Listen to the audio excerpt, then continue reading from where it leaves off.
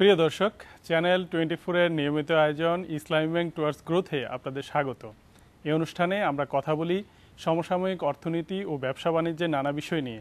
আপনাদের সাথে আছি আমি ফারুক মেহেদি। আর আজকের এই অনুষ্ঠানে অতিথি হিসেবে উপস্থিত রয়েছেন Dhaka chamber of commerce and industries বা ডিসিসিআই এর প্রেসিডেন্ট জনাব মোহাম্মদ শাহজাহান খান। জনাব শাহজাহান খান, আপনাকে স্বাগত আমাদের এই অনুষ্ঠানে। দর্শক, মূলত আমরা আজকে কথা বলবো সমসাময়িক অর্থনীতি ও বাজেটের নানা বিষয় নিয়ে। তার আগে চলুন আজকের অতিথিকে নিয়ে তৈরি একটি প্রতিবেদন দেখে নিই। মোহাম্মদ শাহজাহান খান উদ্যোক্তা ও সফল ব্যবসায়ী। বর্তমানে দায়িত্ব পালন করছেন Dhaka chamber of commerce and industries DCCI এর সভাপতি হিসেবে। বাংলাদেশ শিপিং কর্পোরেশনের সাবেক এই মহাব্যবস্থাপক 2007 ও 2010 সালে ছিলেন ঢাকা চেম্বারের ঊর্ধ্বতন সহসভাপতি। 2013-14 মেয়াদে Bangladesh Thai chamber of commerce and industry এর সিনিয়র সহসভাপতি এবং বরিশাল মেট্রোপলিটন চেম্বার অব কমার্সের সহসভাপতি হিসেবে কাজ করছেন জনাব শাহজাহান। 2005-6 সালে ছিলেন শিপার কাউন্সিল অব বাংলাদেশের পরিচালক। এছাড়াও 2 মেয়াদে বরিশাল জেলা সমিতির সভাপতির দায়িত্ব পালন করেন তিনি। জন্ম 19 ফেব্রুয়ারি 1950 সালে বরিশালের গৌরনদী উপজেলার সাঁকোকাঠি গ্রামে। স্থানীয় শরিকল হাই স্কুল থেকে 1965 সালে মাধ্যমিক ও বরিশাল বিএম কলেজ থেকে 1967 সালে উচ্চ মাধ্যমিক শেষ করেন। এরপর 1973 সালে ঢাকা বিশ্ববিদ্যালয় থেকে শেষ করেন অর্থনীতিতে স্নাতকোত্তর। পরবর্তীতে 1982 সালে অসলোর নরওয়েজিয়ান শিপিং একাডেমি থেকে প্রফেশনাল শিপিং বিষয়ে বিশেষ ডিপ্লোমা করেন তিনি। 1974 সাল থেকে টানা প্রায় 1.5 যুগ চাকরি করেন বাংলাদেশ শিপিং কর্পোরেশনে। সরকারি বেসরকারি উভয় ক্ষেত্রে সফলতার সাথে কাজ করা জনাব শাহজাহান 1991 সাল থেকে সমুদ্রগামী জাহাজ ব্যবসায়ী হিসেবে শুরু করেন ব্যবসায়িক জীবন, যার বয়স ছাড়িয়েছে চাকরি জীবনের সময়সীমাকেও। এছাড়াও বর্তমানে ট্রেডিং, রিয়েল এস্টেট সহ যুক্ত আছেন একাধিক ব্যবসা বাণিজ্যের সাথে।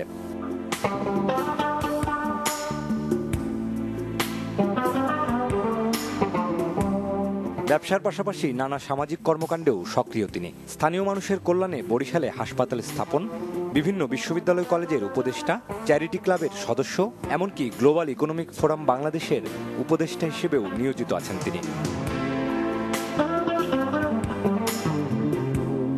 তিনি বলেন, নেপাল ভুটানের মতো দেশে কোনো সমুদ্র বন্দর নেই, তাই এদেশের জাহাজ ব্যবসার সম্ভাবনাকে কাজে লাগানো গেলে বিনিয়োগের নতুন ক্ষেত্র হিসেবে উন্মোচিত হতে পারে এই খাত।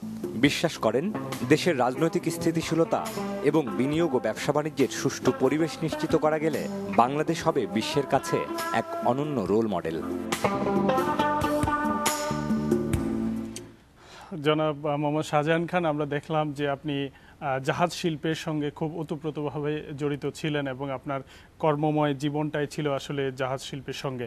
তো আমরা দেখি যে আপনি আসলে শিপিং কর্পোরেশনে যোগদানের মধ্য দিয়ে আপনার কর্মজীবন শুরু করেছিলেন, একটা সরকারি প্রতিষ্ঠানে চাকরি করেছেন। তো এই যে সরকারি প্রতিষ্ঠানে আপনি চাকরি করলেন, জাহাজ শিল্পের সঙ্গে জড়িত ছিলেন, এই অভিজ্ঞতাটাকে আপনি কিভাবে মূল্যায়ন করবেন? জি, আপনাকে ধন্যবাদ। একটু গোড়ার দিকেই যাই। আমি 1973 সনে বিশ্ববিদ্যালয় থেকে বেরিয়েছি এবং 1974-এ বাংলাদেশ শিপিং কর্পোরেশনে কমার্শিয়াল অফিসার হিসেবে যোগদান করেছি। জাহাজ ব্যবসার অনেক দিক আছে। আমি কাজ করেছি একজন কর্পোরেট বিজনেস এক্সিকিউটিভ হিসাবে এবং মূলত আমার দায়িত্ব ছিল বরাবরই শিপিং কর্পোরেশনে চার্টারিং বিভাগে, অর্থাৎ চার্টার্ড শিপের মাধ্যমে বাল্ক পণ্য পরিবহন। এবং আপনি জানেন যে 70-এর দশকে বাংলাদেশে জনসংখ্যা 7.5 কোটি হলেও আমাদের খাদ্যের ঘাটতি ছিল প্রচুর। একটা সময় বাল্ক ইম্পোর্ট করতে হতো এবং বাংলাদেশের তখন অন্তত 4 to 5 মিলিয়ন টন শুধু খাবারই আমাদের আমদানি করতে হতো, চাল এবং গম। সরকারি খাতে অর্থাৎ খাদ্য মন্ত্রণালয় যে আমদানিগুলো করতেন এবং যে সমস্ত এইড কার্গো আপনার ইউএসএ, এআইডি, PL480, অস্ট 8 এদের যে জাহাজগুলো গম নিয়ে চট্টগ্রামে আসতো, বড় জাহাজ হলে এখান থেকে লাইট রেস করতে হতো, অর্থাৎ বড় জাহাজ থেকে ছোট জাহাজে নামিয়ে তারপরে আমাদের চট্টগ্রাম বন্দরে নিয়ে আসতে হতো। কারণ আমাদের খুব বড় জাহাজ চট্টগ্রাম বন্দরে প্রবেশ করতে পারে না, আমাদের লেন্থেরও সমস্যা আছে, সীমাবদ্ধতা আছে, আবার গভীরতারও সীমাবদ্ধতা আছে। সুতরাং বড় জাহাজ যেগুলো নিয়ে আসতো সেগুলো লাইট রেস করতে হতো। এছাড়া এই যে পণ্য পরিবহন খাদ্য মন্ত্রণালয়ের জন্য এটাই প্রায় ৩-৪ মিলিয়ন টন ছিল, এবং আমার দায়িত্ব ছিল এই খাদ্য চার্টার জাহাজে পরিবহন করা, এবং সেখান থেকে আমি শিপিং শিখেছি। তো কত বছর আপনি আসলে ওইখানে কাজ করেছেন? আমি 1974 থেকে 1991 সাল পর্যন্ত 17 বছর বাংলাদেশ শিপিং কর্পোরেশনে কাজ করেছি। 91 সাল থেকে আমি আমার নিজস্ব ব্যবসা শুরু করেছি, এবং শিপিং ক্ষেত্রে মূলত আমি একই কাজ করি এখানে চার্টার জাহাজে। ওই যে আপনি যে শিখেছেন জি সরকারি চাকরি, আমার অভিজ্ঞতাটাকে আমি কাজে লাগানোর জন্য আমি আমার অভিজ্ঞতাটাকে কাজে লাগাচ্ছি। আর একটা দিক হলো যে আপনি লক্ষ্য করবেন যে 80-র দশকের দ্বিতীয়ার্ধ থেকেই আমাদের দেশের বাজার অর্থনীতি শুরু হয়েছে। আমরা তো মূলত শুরু করেছিলাম একটি সমাজতান্ত্রিক অর্থনীতির মাধ্যমে, এরপর মুক্তবাজার অর্থনীতি, এবং এরপরে মুক্তবাজার অর্থনীতি আসছে, ব্যবসা বাণিজ্য প্রসারতা লাভ করতেছিল। এবং আমি মনে করেছি, আমি তো অনেক দিন পাবলিক সেক্টরে কাজ করলাম, সরকারি প্রতিষ্ঠানে, এবং আমার ইচ্ছাও ছিল যে দেখি ব্যবসা করলে কেমন হয়। তো কি মনে হয় আপনি যে ব্যবসা শুরু করলেন, উদ্যোক্তা হলেন, এবং আপনি চার্টার করছেন, বাল্ক অ্যামাউন্ট ইম্পোর্ট করছেন, মানে হেল্প করছেন অন্যদেরকে ইম্পোর্ট করার ক্ষেত্রে, তো এই ব্যবসাটা বাংলাদেশে কতটুকু পটেনশিয়ালিটি আছে? এই ব্যবসার বাংলাদেশে পটেনশিয়ালিটি আগেও ছিল, এখনো আছে, ভবিষ্যতেও থাকবে। কারণ অর্থনীতি যত প্রসারতা লাভ করবে ততই আমাদের পণ্য পরিবহন বেড়ে যাবে। আরেকটি ক্ষেত্রে আমি বলি এখানে যে আমাদের জনসংখ্যা এখন 16 কোটি। আমরা খাদ্যে বলতে গেলে আপনার চালে আমরা রাইসে প্রায় সেলফ সাফিসিয়েন্ট, কিন্তু আমাদের গম আমদানি করতে হয় প্রচুর, এবং এটা আমাদের সবসময় প্রয়োজন হবে জনসংখ্যার কারণে। কারণ আমাদের তো আপনার কৃষি বা আবাদি জমির একটা সীমাবদ্ধতা আছে, সেখানে তো এই সব ধরনের ফসল যে আমরা, এমনিতেই গমের উৎপাদন কিন্তু আস্তে আস্তে কমে যাচ্ছে, হ্যাঁ কমে যাচ্ছে, এবং চালের উৎপাদন বাড়তেছে। তো সেক্ষেত্রে এই আমদানি থাকবেই। আর বাল্ক শিপিং বলতে যেটা বোঝায়, আমি যেটা করি, এটা কিন্তু শুধু গম ভিত্তিক, গম নয়। যেমন আপনার কৃষি ক্ষেত্রে আপনার কৃষির যত উন্নতি হচ্ছে তত বেশি কিন্তু কৃষির উপকরণ আমদানি করতে হয়, যেমন সার আমদানি করতে হচ্ছে, যেটাকে আমরা বলি ফসফেটিক ফার্টিলাইজার্স, ডিএপি যেটাকে আমরা পুরো ভাষায় বলি ডায়ামোনিয়াম ফসফেট, তারপরে আপনার টিএসপি ট্রিপল সুপার ফসফেট, এগুলো করতে হয়। তো সুতরাং আপনার বাল্ক পণ্য কিন্তু অনেক। তারপরে ধরেন যে বাংলাদেশে প্রায় 60 লক্ষ টন ক্লিংকার আসে আমাদের এখানে, এটাও বাল্ক। তো অনেক ধরনের বাল্ক পণ্য এদেশে আমদানি হয়। আর একটা জিনিস, এটা হলো ড্রাই বাল্ক বলি আপনাকে, যেটা অয়েল, সেটা হলো লিকুইড বাল্ক। আমরা ক্রুড অয়েল, ক্রুড অয়েল আসে এডিবলের ক্ষেত্রে অথবা পেট্রোলিয়ামের ক্ষেত্রে, হ্যাঁ পেট্রোলিয়াম ক্ষেত্রে আপনার ক্রুড অয়েল আসে, আমাদের এখানে আপনার রিফাইন্ড প্রোডাক্টসও আসে। তো আমি ক্রুড অয়েলের সঙ্গে ইনভলভ আছি, ক্রুড অয়েল পরিবহন করেছি এবং এখনো মাঝে মাঝে করি। তো আপনি যে কাজ করছেন দীর্ঘ বছর যাবত, তো আপনার কাছে মূল প্রতিবন্ধকতা কি মনে হয় জাহাজ শিল্পের ক্ষেত্রে, জাহাজ পণ্য ইম্পোর্টের ক্ষেত্রে? আমাদের এখানে প্রতিবন্ধকতা বলতে যেটা আপনাকে বললাম যে আমাদের বন্দরের সীমাবদ্ধতা, এবং বন্দর থেকে আপনার ডেস্টিনেশনে যাওয়ার যে আপনার ফেসিলিটি, সেটা আরও ইমপ্রুভ করা দরকার। তাইলে আমাদের এফিসিয়েন্সি, অর্থনীতির এফিসিয়েন্সি অনেক বৃদ্ধি পাবে। যে কারণে আপনি জানবেন, আমি একটু শেষ করি আপনাকে, যে কারণে আপনি শুনেছেন যে আমরা একটি সোনাদিয়া একটি ডিপ সি পোর্ট নির্মাণের কথা। একটি ডিপ সি পোর্ট নির্মাণ হলে, ধরেন এখন আমরা যে ফিডার জাহাজের মাধ্যমে সিঙ্গাপুরের মাধ্যমে মালয়েশিয়ান পোর্ট তানজুং পালাপাস বা কলম্বোর মাধ্যমে পাঠাচ্ছি, এটা আমাদের আর প্রয়োজন হবে না। এখানেই মেইন লাইন শিপসগুলো আমাদের এখানে কল করবে। দ্বিতীয়ত হলো যে বড় বড় জাহাজগুলো যেটা বাল্ক ক্যারিয়ার্স আসে, যেটা আমাদের মাল লাইটরেস করতে হয়, পণ্যগুলো লাইটরেস করতে হয়, তাতে আমাদের অনেক খরচ হয়। এই খরচটা বেঁচে যাবে এবং খুব দ্রুত এই জাহাজগুলো খালাস হবে ওখানে যদি সাইলো নির্মাণ করা যায়। সুতরাং ডিপ সি পোর্ট একটা গুরুত্বপূর্ণ অর্থনীতির জন্য। ডিপ সি পোর্ট আমাদের ভবিষ্যৎ অর্থনীতির জন্য অত্যন্ত গুরুত্বপূর্ণ। আমরা এই ডিপ সি পোর্ট নিয়ে আরো কথা বলবো, একটা ছোট বিরতি নেব। প্রিয় দর্শক, ইসলামিক ব্যাংক টুয়ার্ডস গ্রোথের এই পর্যায়ে ছোট্ট একটা বিরতি, ফিরছি একটু পরে, আমাদের সাথেই থাকুন।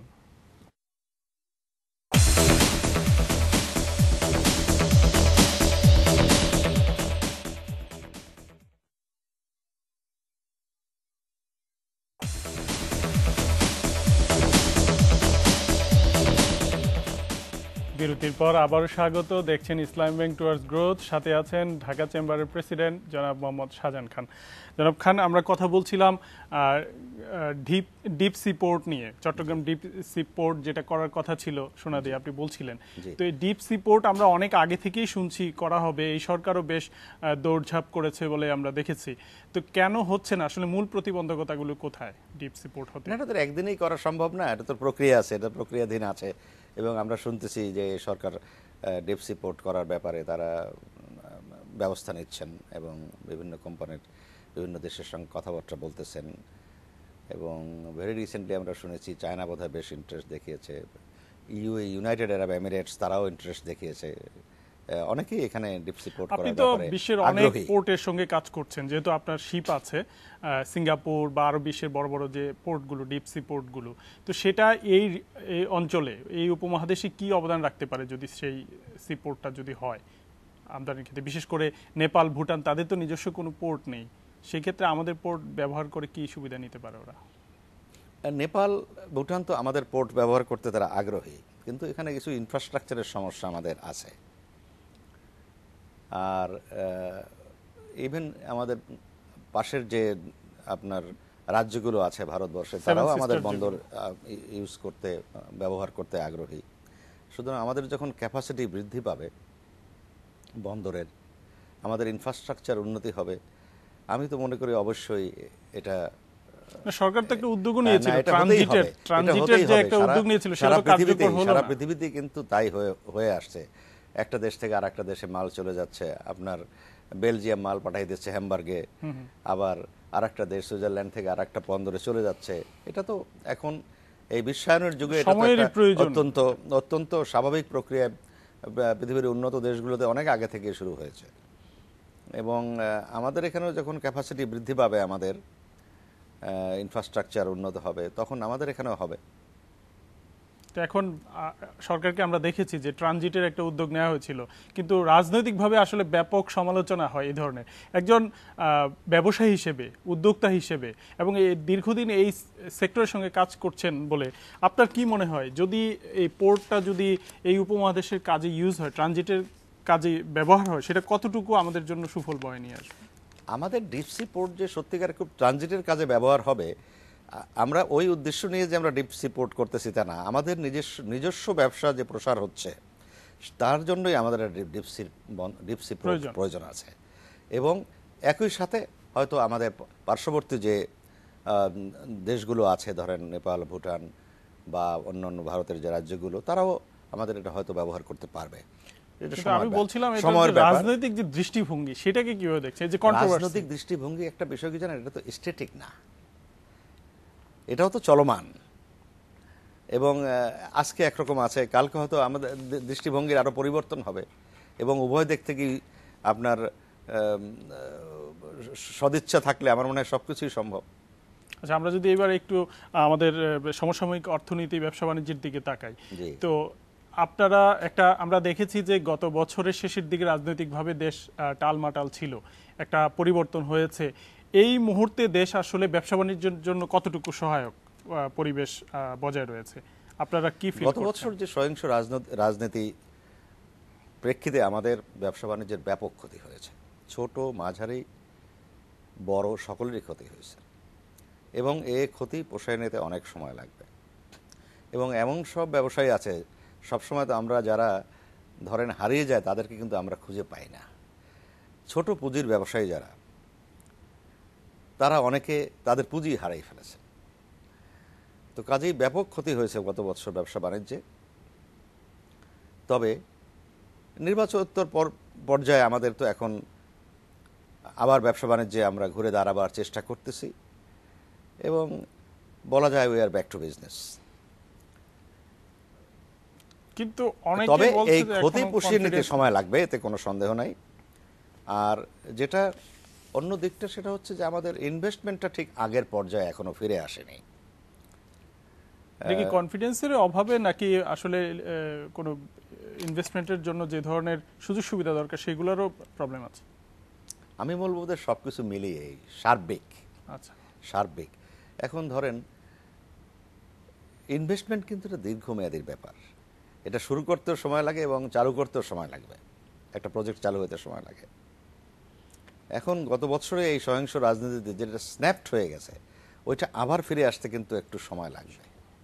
তারপরে দেশের সার্বিক অবস্থা, সরকারের আপনার পলিসি সাপোর্ট, সবগুলো মিলিয়েই কিন্তু আপনার ইনভেস্টমেন্ট নির্ভর করে। এমনিতে ধরেন যে একটা সমস্যা ছিল একটা সময়, যেমন বিদ্যুৎ জ্বালানির একটা সমস্যা, সরকার বলছে যে এই সেক্টরে ব্যাপক উন্নতি হয়েছে। আপনারা কি জিনিসটা বুঝতে পারছেন যে আসলে উন্নতি হয়েছে, মানে বিনিয়োগের ক্ষেত্রে? না, বিদ্যুতের ক্ষেত্রে যে কিছু উন্নতি হয়েছে আপনারা দেখতেই পাচ্ছেন, এটাতে কোনো সন্দেহ নাই। তবে আরও অনেক উন্নতি দরকার, এবং সরকার কিন্তু বলতেছে যে 2017 সাল নাগাদ তারা 20,000 মেগাওয়াটে না, অনেক টেক্সটাইলে যারা স্থাপন করেছেন তারা বলছেন নিয়ে যে যাবে, কানেকশন পাচ্ছেন না। হ্যাঁ, কিন্তু বিদ্যুতের ক্ষেত্রে এখনো কিন্তু কানেকশন সমস্যা অনেক রয়ে গেছে, এটা নিঃসন্দেহে। আর এমনিতে আমরা দেখেছি যে এই মুহূর্তেও ব্যাংকগুলোতে প্রায় 26,000 কোটি টাকার উপরে তারল্য রয়েছে, কিন্তু ইনভেস্টমেন্ট হচ্ছে না। সেটাকে কি কারণে হচ্ছে না বলে মনে করছেন? যেটা আপনাকে একটু আগে আমি বললাম আর কি, যে যে একটা ইনভেস্টমেন্ট ডিসিশনস যেগুলো ধরেন মানুষই নিয়েছিল বিগত বছরে, এবং যেটা স্ন্যাপড হয়ে গেছে আপনার এই রাজনৈতিক সহিংসতার কারণে, এটা তো আবার ফিরে আসতে সময় লাগবে। আর আপনারা আর তো কনফিডেন্সের ব্যাপারও আছে, সবকিছু মিলেই কিন্তু একটা ইনভেস্টমেন্ট ডিসিশনসগুলো নেওয়া হয়। আর এমনিতে ব্যাংকগুলো তারল্য ধরে রাখছে কিনা, যেমন আমরা দেখেছি যে কয়েকটা স্ক্যাম হলো আর্থিক খাতে, হলমার্ক, বিসমিল্লাহ গ্রুপ সহ আরও বেশ কয়েকটা স্ক্যাম। সেটা ব্যবসায়ীদের ক্ষেত্রে লোন দেওয়ার ক্ষেত্রে বা ঋণ পাওয়ার ক্ষেত্রে আপনাদের কোনো বাধা হিসেবে আপনারা ফিল করছেন কিনা? একটা নেতিবাচক প্রভাব তো পড়েই, তবে এইটা যে খুব বড় প্রভাব ফেলছে সেটা আমার বিশ্বাস না।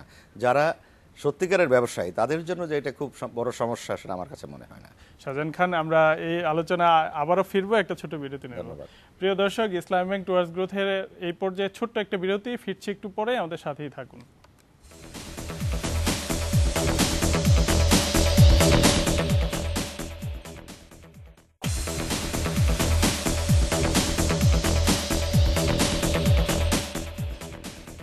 বিরতির পর আবার স্বাগত। দেখছেন ইসলামী ব্যাংক টুয়ার্ডস গ্রোথ, সাথে আছেন ডিসিসিআই এর প্রেসিডেন্ট জনাব মোহাম্মদ শাহজাহান খান। জনাব খান, আমরা কথা বলছিলাম ব্যবসা বাণিজ্য এবং অর্থনীতি নানা বিষয় নিয়ে। তো আমরা দেখি যে এই রমজান কিন্তু আসছে সামনে, আর কয়েক মাস পরেই কিন্তু রমজান। তো রমজানের আগে কিন্তু দ্রব্যমূল্য বাড়ার একটা প্রবণতা কিন্তু আমরা বরাবরই দেখে আসছি। তো এই দ্রব্যমূল্য রমজান আসলেই বাড়ে কেন? আপনার কি মনে হয়? আপনি তো একটা বিজনেস কমিউনিটি নেতৃত্ব দিচ্ছেন। না, ধন্যবাদ। আপনার দ্রব্যমূল্য ওঠানামা এটা কিন্তু অনেক কারণে হয়, বাট প্রধান কারণ, স্বাভাবিক নিয়ম যেটা, সেটা হলো চাহিদা এবং সরবরাহ। আরও অন্যান্য কারণ থাকতে পারে, সেটা এখানে প্রযোজ্য নয়। তবে সাধারণভাবে রমজানের দ্রব্যমূল্যের ওঠানামা, এটা নামা বলবো না, ওঠা, এটা চাহিদা সরবরাহের উপরে ভিত্তি করে।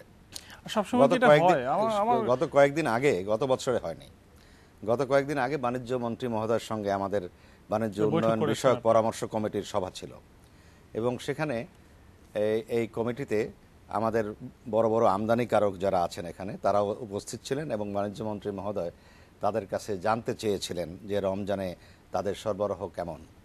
ওনারা প্রত্যেকে আশ্বস্ত করেছেন, যেমন যে যে জিনিসগুলো বেশি কনজিউম হয় রোজায়, সুগার সহ অন্যান্য পণ্য, তারা বলেছেন যথেষ্ট সরবরাহ আছে এবং দ্রব্যমূল্য বৃদ্ধির কোনো সম্ভাবনা নাই।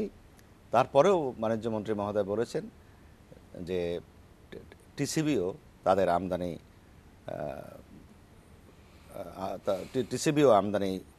মানে করবে আর কি, তাদের একটা প্রস্তুতি তাদের আছে, টিসিবির একটা কিন্তু এটা তো আমরা বরাবরই দেখি এরকম থাকে। কিন্তু সব সময় আমরাও Dhaka chamber of commerce and industry থেকে প্রতি বছর একটা সভা করি পুরানো ঢাকার ব্যবসায়ীদের নিয়ে, যারা হোলসেল রিটেইলার্স ইত্যাদি, তারপরে ল এনফোর্সিং এজেন্সির সদস্যদের নিয়ে।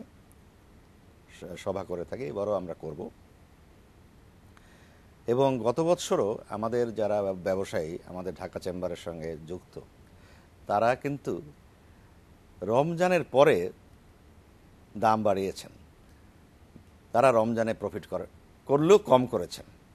অনেকে এই কথাটা বলেছেন যে রমজানে এবারে আমরা অনেক কম দামে বিক্রি করতেছি, লাভ কম করতেছি, কিন্তু রোজার পরে এই প্রাইসে বিক্রি করতে পারবো না।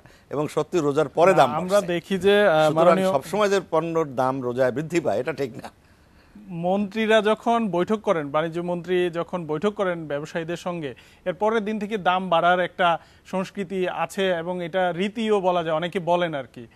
এবং এটাকে অনেক ক্ষেত্রে বলা হয় যে সিন্ডিকেট করে, এটা যারা বাল্ক ইম্পোর্ট করেন মোস্টলি কয়েকটা পণ্য, বিশেষ করে চাল, ডাল, তেল, এগুলো যারা ইম্পোর্ট করেন তারা সিন্ডিকেট করেন বলে একটা অভিযোগও কিন্তু আছে। কিন্তু গতবারে কিন্তু আমরা এটা দেখি নাই এবং আশা করি এবারও এটা ঘটবে না। এইবারও সম্প্রতি আমাদের সহকর্মীরা রিপোর্ট তৈরি করছেন বাজারের পরিস্থিতি নিয়ে, যেটা জানা যাচ্ছে যে অলরেডি পেঁয়াজের কিন্তু মজুদ হচ্ছে। ওদের ধারণা যে রমজান আসলেই দামটা বাড়বে, সে কারণে তারা মজুদ করছেন। তো এই বিষয়গুলো আসলে নিয়ন্ত্রণের উপায় কি? না, মজুদ যদি করে থাকে আপনার, সেটা কিন্তু দুই রকম আপনি ব্যাখ্যা করতে পারেন। মজুদ হতে পারে যে হ্যাঁ আমি বেশি পণ্য আমি মজুদ করতেছি, রমজানের চাহিদা বেশি হবে, আমি বিক্রি করব। এটাই যে দাম বৃদ্ধির পূর্ব লক্ষণ তা কিন্তু নাও হতে পারে। না, কিছু ব্যাপার কিন্তু ধরাও পড়ে, যেমন ধরেন আপনি আন্তর্জাতিক বাজারে পণ্যের দাম বাড়লো, এটা কিন্তু এখন সরকারও মনিটর করে, কারণ আপনার প্রাইসেস রিফ্লেক্টেড হয় বিভিন্ন মিডিয়ার মাধ্যমে এবং এক্সচেঞ্জের মাধ্যমে। কিন্তু দামটা মানে ধরেন যে আপনি ব্রাজিল থেকে ইম্পোর্ট করবেন, সেটা তো আপনার এলসি ওপেনিং এবং পণ্যটা জাহাজীকরণ এবং আসতে প্রায় মাসখানেক তো অ্যাটলিস্ট লাগবে, কিন্তু দামটা আমাদের বাজারে পরের দিনেই পড়ে যায় কেন? এইটা কি আসলে যারা ওই বিজনেসটা করেন তাদের অসততার কোনো ইয়ে থাকে? আপনি বলতেছেন যে পরের দিনই পড়ে যাবে না, বুঝতে পারলাম না আমি ঠিক আপনার প্রশ্নটা। মানে আমরা দেখি যে দামটা তো বেড়েছে ওই বাজারে, আপনি ধরেন এলসি ওপেনিং এবং সময় লাগে, কিন্তু আমাদের স্থানীয় বাজারে দাম বেড়ে যায়। এটা মূল্য বৃদ্ধির একটা জেনারেল ট্রেন্ড বলতে পারেন আপনি। যখন এক জায়গায় দাম বেড়ে যায় সোর্সে, তখন কনজাম্পশন যে পয়েন্টে হয় সেখানেও মূল্য বেড়ে যায়, সাথে সাথে বাড়ার কথা না। কিন্তু ধরেন আপনার মুক্ত বাজার অর্থনীতিতে সকলেই কিন্তু লাভের জন্যই ব্যবসা করে, কিন্তু তারা যখন দেখছে ওখানে মূল্য বেড়ে গেছে, এখানে মূল্য বৃদ্ধি পাবে, কিন্তু ওটার সাথে আপনার কস্ট ইনভলভ হয় নাই, যেটা আপনার স্টকে আছে। সবসময় যেটি কস্ট ভিত্তিক হয়, আমি আপনাকে প্রথমে বললাম মানে মূল্য ওঠানামা অনেক কারণে হয়। আবার অনেক সময় দেখা যায় দাম কমেছে আন্তর্জাতিক বাজারে, সেই ক্ষেত্রে তো আবার খুব বেশি কমতে দেখি না আমরা। হ্যাঁ, সেক্ষেত্রে ধরেন আপনার এটা এগেন ডিমান্ড সাপ্লাইয়ের ব্যাপার, চাহিদা এবং সরবরাহের ব্যাপার আর কি। তো এখানে ওরকম সরবরাহ যদি খুব বেশি থাকে তাহলে দাম কমে যাবে। এই ক্ষেত্রে সরকারের আসলে শক্তিশালী হস্তক্ষেপ বা আপনারা যারা এই যে কমিটি করা হলো, এই কমিটি কিভাবে ভূমিকা রাখতে পারে বাজার যে সহনীয় রাখার জন্য? না, কমিটির মধ্যে ধরেন যারা এখানে আমদানিকারক, সবচেয়ে বড় বড় আমদানিকারক, তারা এই কমিটির মধ্যে আছেন। আমি মনে করি এতে তাদের দায়িত্ব বৃদ্ধি পেয়েছে, তারা বেশি দায়িত্বশীল হবেন, এটা আমার বিশ্বাস। এবং মন্ত্রী মহোদয়, আমাদের বাণিজ্য মন্ত্রী মহোদয় অনেক অভিজ্ঞ। উনি বিগত 96 থেকে 2001 সালেও বাণিজ্য এবং শিল্পমন্ত্রী ছিলেন। এবারে আবার উনি বাণিজ্য মন্ত্রী হিসেবে দায়িত্ব নিয়েছেন। উনি যথেষ্ট অভিজ্ঞ এবং ব্যবসায়ীদের সঙ্গে আমি বলবো ওনার যে নেটওয়ার্কিংটা এটা খুব ভালো।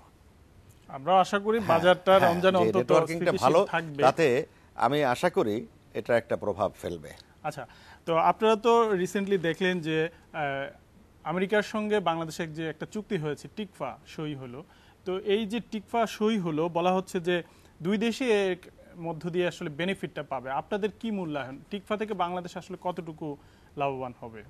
এটা তো কেবল সই হলো গত নভেম্বর মাসে এবং এটা কার্যকরী শুরু হয়েছে জানুয়ারি মাস থেকে এই বছর। এখন মে মাস, মাত্র 5 মাস। তো প্রতি বছর একটা সভা হওয়ার কথা এবং এই একটি প্রতিনিধি দল ইউএস ট্রেড রিপ্রেজেন্টেটিভ এসছিলেন বাংলাদেশে এবং 28 তারিখে সরকারের সঙ্গে সভা হয়েছে। এর আগে 27 তারিখে Dhaka chamber of commerce and ইন্ডাস্ট্রিতে আমাদের সঙ্গে প্রাইভেট সেক্টরে তাদের আলোচনা হয়েছে। কতগুলো ইস্যুজ আছে, ট্রেডিং ইস্যু আছে, তো আপনি জানেন আমাদের জিএসপির ইস্যু আছে, ডিউটিজের বিষয়গুলো আছে, ইনভেস্টমেন্টের বিষয় আছে, আলাপ আলোচনা চলতেছে এবং ঠিকঠাক একটা ফ্রেমওয়ার্ক আলাপ আলোচনার জন্য। এবং আমি তো বলবো আলাপ আলোচনার একটা ক্ষেত্র প্রস্তুত হয়েছে। বাংলাদেশে মিটিং হবে, ওয়াশিংটনে মিটিং হবে। আপনি আলাপ আলোচনার মাধ্যমেই তো আপনার ব্যবসা বাণিজ্য বৃদ্ধি পেতে পারে, সমস্যা সমাধান করা যেতে পারে। সহকারী প্রতিনিধি মাইকেল যে ডেলানি তিনি বলেছিলেন যে জিএসপি নিয়ে আসলে আরো অনেক দূর যেতে হবে, আরো বেশি কতগুলো আপনার আসলে সরকার তো বলছে যে জিএসপির অনেক শর্তই আসলে পূরণ হয়েছে এবং পূরণ করা সম্ভব, কিন্তু মার্কিন যুক্তরাষ্ট্রের যে মনোভাব সেটাকে তো সরকার বলছে যে রাজনৈতিক। আপনারা ব্যবসায়ীরা কিভাবে বিষয়টা মূল্যায়ন করছেন? এটা রাজনৈতিক হতে পারে, আবার নাও হতে পারে। তারা কতগুলো শর্ত দিয়েছেন, আমরা সেগুলো পূরণ করতেছি এবং সম্পূর্ণ পূরণ করা হলে বলতে পারবো, তখন যদি তারা জিএসপি না দেয় তাহলে বলতে পারবো যে হ্যাঁ এটা সম্পূর্ণ রাজনৈতিক। এই রাজনৈতিক ভাবে কিন্তু আমাদের এখন আমরা প্রক্রিয়াধীন আছি, শর্তগুলো পালন করার চেষ্টা হচ্ছে, ইন্সপেকশন হচ্ছে, ফ্যাক্টরিগুলো কমপ্লায়েন্সের চেষ্টা চলতেছে, কাজ এগিয়ে চলছে। আমরা আশা করেছিলাম তারা আমাদের এটা বিবেচনা করবেন, তো যেহেতু এখনো বিবেচিত হয়নি, তা আশা করি ভবিষ্যতে হবে। শাহজাহান খান, এই আলোচনা আবারও ফিরবো, একটা ছোট বিরতি নেব। ধন্যবাদ। প্রিয় দর্শক, ইসলাম ব্যাংক টুয়ার্ডস গ্রোথের এই পর্যায়ে আরেকটা বিরতি নিচ্ছি, ফিরছি একটু পরে, আমাদের সাথেই থাকুন।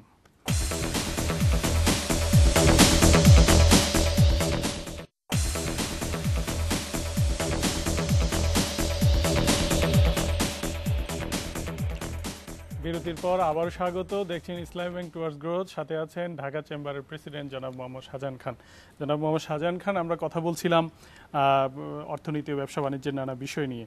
তো আমরা যদি এবার বাজেটের দিকে তাকাই, বাজেট কিন্তু আসলে খুব অল্প সময় সামনে আছে, বাজেট তৈরি হচ্ছে, আপনারা বাজেট আলোচনা করছেন, অর্থ মন্ত্রণালয় এবং এনবিআর এর সাথেও নিশ্চয়ই আপনারা বৈঠক করেছেন। তো এইবার বাজেটে আপনাদের দিক থেকে কি প্রস্তাব আছে? আমরা এনবিআর এর কাছে আমাদের ঢাকা চেম্বার থেকে আপনার income tax, duties and VAT এর উপরে 57টি সুপারিশমালা সহ এক প্রস্তাবাবলী পাঠিয়েছি এবং এই প্রস্তাবাবলী নিয়ে এনবিআর এর সঙ্গে ইতিমধ্যেই আমাদের সভা হয়েছে। আগামী 8 তারিখে এফবিসিসিআই কর্তৃক আয়োজিত কনসালটেটিভ কমিটির মিটিংয়ে পুনরায় আলোচনা হবে। তবে আপনি জানেন গত বছরের আমাদের যে রাজনৈতিক অবস্থা ছিল গত বছর এবং ব্যবসায়ীদের যে ক্ষতি হয়েছে, আমরা আমাদের প্রস্তাবে সরকারকে সেই বিষয়টা লক্ষ্য রাখার অনুরোধ জানিয়েছি। মানে আপনারা কি স্পেশালি আলাদা আলাদা কোনো বেনিফিট চান কিনা? ইনকাম ট্যাক্স, আমরা করের উপরে কিছুটা কমাতে অনুরোধ করেছি সরকারকে। ব্যক্তি কর না ব্যক্তি কর, আপনার কর্পোরেট ট্যাক্স, অন্যান্য সকলেই, প্রত্যেক ক্ষেত্রেই আমরা কিছুটা কম প্রস্তাব করেছি যা আছে তার চাইতে। তা আমরা তো দেখি যে বাজেট আসলেই আসলে ব্যবসায়ীদের একটা ইন্টেনশন থাকে যে এটা কমাইতে হবে, ওইটা কমাইতে হবে, এটা দেওয়া যাবে না। কিন্তু নর্মালি হয় কি যে সরকার তো রাজস্ব আদায় করে দেশের অর্থনীতির জন্য, উন্নয়নের জন্য, আবার আপনারা কিন্তু একই সঙ্গে অনেক কিছু চান সরকারের কাছে, যেটা হয় যে অবকাঠামো, বিদ্যুৎ, জ্বালানি, গ্যাস। তো সরকারকে তো আসলে এই জিনিসগুলোও মেনটেন করতে হয়। তাহলে কিভাবে সম্ভব? একদিকে আমরা কম কর দিতে চাই, আবার অন্যদিকে আমরা অবকাঠামো চাই। সেটা হচ্ছে একদিকে ধরেন যেটা রেভিনিউ বাজেট সরকারের, যেটা আমরা কর দেই এবং সরকারের যে আয় সেটা দিয়ে সরকারের ব্যয় নির্বাহ হয়। আমরা সেখানে বলেছি বা আমরা সাজেশন রেখেছি, সুপারিশ রেখেছি যে ট্যাক্স নেট বৃদ্ধি করা প্রয়োজন। যারা কর দিচ্ছে শুধু তাদেরই যদি কর বাড়ানো হয় তাহলে তো একসময় তাদের উপরে এটা একটু চাপ সৃষ্টি হয়, বা ধরতে পারেন আমরা যেটা একটু বোঝার মতো মনে হতে বোঝা তৈরি হয়। সুতরাং এটা উভয় পক্ষ থেকেই সহনীয় হওয়া প্রয়োজন আমরা মনে করি। আর উন্নয়ন বাজেট, অবশ্যই আপনার সঙ্গে আমি একমত যে সরকারের তো এখানে অবকাঠামো উন্নয়ন একটি খুব বড় দিক বলতে হবে আমাদের অর্থনৈতিক উন্নতির জন্য। আমরা পদ্মা ব্রিজ চাই, আমরা 6 লেন রাস্তা চাই, আমরা ওভারব্রিজ চাই ঢাকা শহরে। এখানে আপনার অর্থনৈতিক যে প্রসার হচ্ছে আমাদের, সেখানে অবকাঠামো উন্নয়ন অত্যন্ত প্রয়োজন আছে, মানে অত্যন্ত গুরুত্বপূর্ণ। গ্যাস চাই, বিদ্যুৎ চাই, সবটাই এখানে অবকাঠামোর মধ্যে পড়ে এবং অবশ্যই সেটা সরকারের তো করতেই হবে আমাদের। ইনফ্যাক্ট এগুলো করলেই তো অর্থনীতি আপনার প্রসার হবে এবং গ্রোথ বৃদ্ধি পাবে। কারণ আমরা 2021 সালের মধ্যে একটি মধ্য আয়ের দেশে পৌঁছতে চাই। তো এই অবকাঠামো উন্নয়ন সেজন্য অত্যন্ত গুরুত্বপূর্ণ আমাদের জন্য। তা আপনি বলছিলেন যে লাস্ট ইয়ারে আপনাদের ব্যবসা বাণিজ্য অনেক ক্ষতি হয়েছে, কিন্তু সরকারের যে প্রাক্কলন করা হয়েছে সামনের বাজেট, যেটা রাজস্ব বাজেট, সেই বাজেটে তো একটা বড় ধরনের রাজস্ব আদায়ের পরিকল্পনাও নেওয়া হয়েছে। আপনি নিশ্চয়ই ইতিমধ্যেও জেনেছেন যে প্রায় 1.5 লাখ কোটি টাকার লক্ষ্যমাত্রা, কিন্তু এটা কিন্তু অনেক বড় টার্গেট রাজস্বের দিক থেকে, এটা বড় উল্লম্ফন বলা যায়। কিন্তু ব্যবসায়ীরাও কিন্তু একই সঙ্গে এটা বেশ আপত্তিও করেছে, বলেছে এটার চাপ আবার তাদের উপরে পড়ে কিনা। যেটা আমি আপনাকে বললাম যে ট্যাক্স নেট বৃদ্ধি করা প্রয়োজন। যারা ট্যাক্স দিচ্ছে যদি তাদেরই শুধু ট্যাক্স দিতে হয় 1.5 লক্ষ কোটি টাকা, তাহলে তো আপনার চাপ হবেই আমাদের উপরে। এগুলো নিয়ে অবশ্যই আমরা সরকারের সঙ্গে আলাপ আলোচনা করব। তা আমরা দেখি যে আশা করি সরকার আমাদের দিকে তাদের সুদৃষ্টি রাখবেন ব্যবসায়ীদের প্রতি। আমরা দেখি যে বাজেটে আপনারা যে প্রণোদনা চান, প্রায় প্রতি বাজেটে কিন্তু প্রণোদনা চাওয়া হয়, অনেক ক্ষেত্রে ক্যাশ ইনসেনটিভ চাওয়া হয়, ট্যাক্স হলিডে চাওয়া হয়। তো এই চাওয়ার আসলে খুব যে ভালো ব্যবহার হয় সেটা কিন্তু আমরা দেখি না, অনেক সময় মিসইউজ। ট্যাক্স হলিডে ধরেন আপনার শিল্পায়নের জন্য ট্যাক্স হলিডের প্রয়োজন আছে। তারপরে ধরেন আপনার প্রণোদনার ক্ষেত্রে আমরা যেটা আপনি বলেন, ধরেন আমরা বলতেছি যে আমাদের যে এক্সিস্টিং মার্কেটস আছে, আমরা নতুন নতুন বাজার তৈরি করতে চাই, সৃষ্টি করতে চাই, সেখানে আমাদের পণ্য আমরা এক্সপোর্ট করতে চাই। তো সেসব ক্ষেত্রে তো সরকারের প্রণোদনা আমাদের কিছু প্রয়োজন হবে নতুন বাজার তৈরি করার জন্য। কাজেই এটা আপনার ক্ষেত্র বিশেষে, সব ক্ষেত্রে যে তা তো নয়। কিন্তু এটা মিসইউজ হয় আর কি। যেমন ধরেন যে এক শিল্পে ট্যাক্স হলিডে আছে, আরেক শিল্পের ট্যাক্সেবল আছে, তো দেখা যায় যে ট্যাক্স হলিডেতে ইনভেস্ট করে কস্ট বাড়িয়ে দেখা যায় যে না, এটা তো সরকার যখন দেখে তখন তারা কিন্তু সামগ্রিকভাবে দেখে দেশের অর্থনৈতিক উন্নয়ন এবং আপনার গ্রোথ এক্সিলারেশন। আচ্ছা, আমরা আরেকটা বিষয় যেটা দেখতে চাই সেটা হলো যে আপনারা তো এই যে ব্যবসায়ী এবং শিল্পোদ্যোক্তাদের সংগঠন ডিসিসিআই, তো ডিসিসিআই আমরা জানি যে 2000 শিল্পোদ্যোক্তা তৈরির একটা নতুন তরুণ উদ্যোক্তা তৈরির একটা প্রকল্প নিয়েছিল। সেই প্রকল্পটা আপনারা কত দূরে গিয়েছে বা কিভাবে? এই প্রকল্পটি বিগত বোর্ড গ্রহণ করেছিল এবং এটা বর্তমান board Dhaka chamber of commerce and industry, তারা এটিকে এগিয়ে নিয়ে যাচ্ছে। ইনফ্যাক্ট এটি গত বছরেই মহামান্য রাষ্ট্রপতি উদ্বোধন করেছিলেন এবং আমরা এই মে মাসেই লঞ্চিং করতে চেয়েছিলাম, কিন্তু মহামান্য রাষ্ট্রপতির কাছ থেকে আমরা এখনো ওনার কনফার্মেশন পাইনি। উনি যখন সময় দিতে পারবেন ওই অনুযায়ী আমরা বঙ্গবন্ধু কনফারেন্স সেন্টারে বা অন্য একটা সুইটেবল জায়গায় আমরা এই লঞ্চিংটা করতে চাই এবং এটা অব্যাহত আছে। এবং এ ব্যাপারে বাংলাদেশ ব্যাংক আমাদের পার্টনার এবং অন্যান্য ব্যাংক আমাদের সহযোগিতা করতেছেন এবং আশা করি এটা আমরা হয়তো জুন মাসের মধ্যে আমরা নরমালি আমরা যে তরুণ উদ্যোক্তাদের ক্ষেত্রে যেটা প্রতিবন্ধকতা সবচেয়ে বড়, যেটা হচ্ছে অর্থায়ন কিভাবে সহজে পেতে পারে ওরা, সে ব্যাপারে ঢাকা চেম্বার কোনো মানে পদক্ষেপ নেবে কিনা বা নেয় কিনা? এই যে এটা তো সিম্বলিক বলতে পারেন, আপনার এখানে 2000 উদ্যোক্তা তৈরি করলেই তো সমস্ত বাংলাদেশের সমস্যার সমাধান হয়ে গেল না, কিন্তু এইটা আপনার উৎসাহিত করবে তরুণ প্রজন্ম যারা আসতেছে, বিশ্ববিদ্যালয় থেকে বেরিয়ে আসবে, তাদের উৎসাহিত করবে। এবং এখানে আপনার যে 2000 উদ্যোক্তার আমরা তৈরি করার প্রকল্পটা নিয়েছি, তাদের যে প্রোফাইল আমাদের কাছে তারা সাবমিট করেছেন, আমরা এখানে একজন কনসালটেন্ট নিয়োগ করেছি যিনি একজন ব্যাংকের ম্যানেজিং ডিরেক্টর ছিলেন। উনি এবং আমাদের আরও অন্যান্য কর্মকর্তা ঢাকা চেম্বার অফ কমার্সের বা এই প্রজেক্টের, তারা একসঙ্গে মিলে এই প্রোফাইলগুলো দেখতেছেন এবং সেখানে যে ঘাটতিগুলো আছে তারা সেগুলো আবার এই উদ্যোক্তাদের কাছ থেকে আবার পুনরায় সংগ্রহ করে নিচ্ছে যাতে এই প্রজেক্টগুলো ব্যাংকেবল হয়। আর একটা বিষয় আমরা করতেছি, এটা এই বাংলাদেশ স্মল অ্যান্ড কটেজ ইন্ডাস্ট্রির একটি প্রশিক্ষণ ইনস্টিটিউট আছে, আমাদেরও একটি প্রশিক্ষণ ইনস্টিটিউট আছে ঢাকা চেম্বারে। আমরা মিলে এই যে যারা উদ্যোক্তারা এখানে তাদের প্রকল্প জমা দিয়েছে তাদেরকে আমরা প্রশিক্ষণ দিচ্ছি। এ পর্যন্ত আমরা 500-র উপরে প্রশিক্ষণ দিয়ে ফেলেছি, শুরু হয়েছে এবং 500-র বেশি হয়ে গেছে। এবং সবচেয়ে আপনি খুশি হবেন, কিছু কিছু প্রকল্প আমরা যারা ব্যাংকে পাঠিয়েছি তার মধ্যে তারা কতগুলো অনুমোদন করেও ফেলেছেন। সুতরাং কাজ কিন্তু শুরু হয়ে গেছে। আচ্ছা, তাহলে আপনি বলছেন যে এই যে আপনারা উদ্যোগটা নিয়েছেন, এই উদ্যোগের মধ্য দিয়ে তরুণ উদ্যোক্তারা সুফল পাবেন, তারা উৎসাহিত হবেন তারা এবং এটা চলমান থাকবে ঢাকা চেম্বারে আমাদের এই প্রোগ্রামটা। জনাব মোহাম্মদ শাহজাহান খান, আপনাকে অসংখ্য ধন্যবাদ আমাদের স্টুডিওতে আসার জন্য, আমাদেরকে সময় দেওয়ার জন্য। আপনাকে ধন্যবাদ। জি, আপনাকে অসংখ্য ধন্যবাদ। প্রিয় দর্শক, শেষ করব ইসলামী ব্যাংক টুয়ার্ডস গ্রোথ। দেখা হবে আগামী পর্বে হয়তো অন্য কোনো অতিথির সাথে। সে পর্যন্ত ভালো থাকুন, সুস্থ থাকুন।